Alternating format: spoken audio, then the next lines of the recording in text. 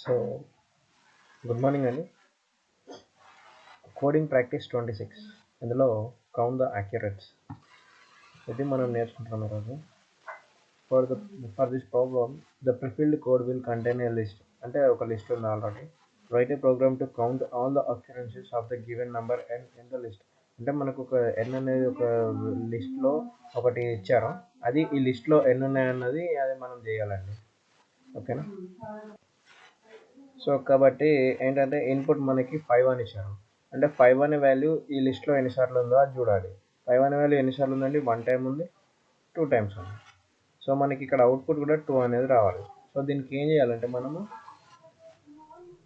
Value n equals to మనం ఇంట్ of input, అంటే మన ఇన్పుట్ ఎంత ఇచ్చారండి? 5.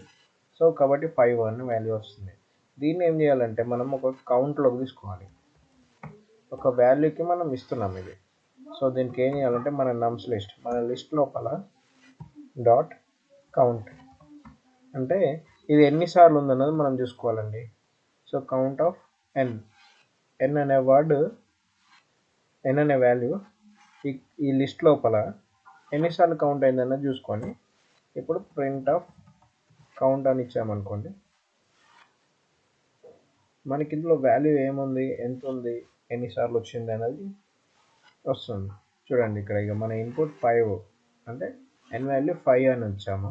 సో దాన్ని నంబర్స్ లిస్ట్లో దాన్ని కౌంట్ ఎన్నిసార్లు వచ్చింది అనేది కౌంట్ చేస్తే అది 2 టైమ్స్ వచ్చిందని వచ్చింది. సో మనకి ఇది test case 1 pass, test case 2 కూడా పాస్ అయిందండి. ఇది సబ్మిట్ చేసి చూద్దాం మనకి ఏమొస్తుందో చూద్దాం. So 5 test cases also passed అండి. సో ఇదే అండి, సింపుల్, ఇది చిన్న లాజిక్ అంతే, ఏం లేదు. So thank you.